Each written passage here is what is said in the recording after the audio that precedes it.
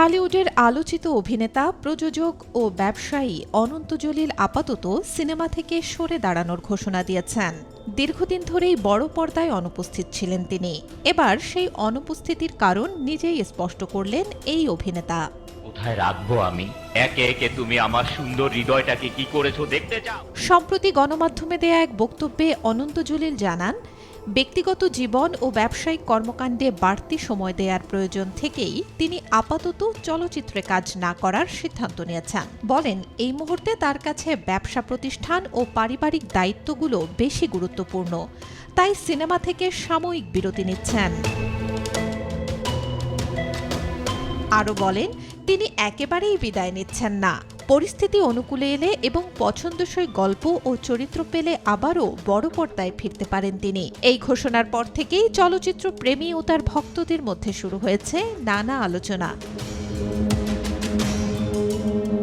মিশ্র প্রতিক্রিয়া জানিয়েছেন অনন্ত জলিলের ভক্তরা।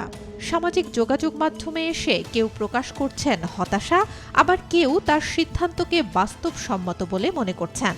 অনেকেই বলছেন, অনন্ত জলিল মানেই ভিন্নধর্মী গল্প, বড় বাজেট ও আলাদা উপস্থাপনা, তাই তার অনুপস্থিতি চলচ্চিত্রাঙ্গনে একটি শূন্যতা তৈরি করবে। আমার এই ক্ষত বিক্ষত হৃদয়। বাংলাদেশের বাণিজ্যিক চলচ্চিত্রে অনন্ত জলিল একটি আলোচিত নাম। মোস্ট ওয়েলকাম সিনেমার মাধ্যমে দর্শকের নজর কাড়েন তিনি। এরপর নিঃস্বার্থ ভালোবাসা, ডনগিরি, খোঁজ দ্য সার্চ, দিন দ্য ডে সহ একাধিক সিনেমায় অভিনয় ও প্রযোজনার মাধ্যমে নিজস্ব ধারা তৈরি করেন। বিশেষ করে দিন দ্য ডে সিনেমাটি মুক্তির আগেই ব্যাপক আলোচনার জন্ম দেয় এবং আন্তর্জাতিকভাবে প্রদর্শনের কারণে নতুন মাত্রা যোগ করে দেশীয় চলচ্চিত্রে।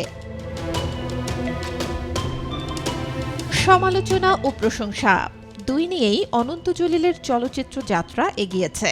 অভিনয় দক্ষতা নিয়ে বিতর্ক থাকলেও তার সাহসী বিনিয়োগ, বড় ক্যানভাসের গল্প এবং প্রচারণার কৌশল চলচ্চিত্র শিল্পে নতুন আলোচনার জন্ম দিয়েছে বলে মনে করেন চলচ্চিত্র বোদ্ধারা।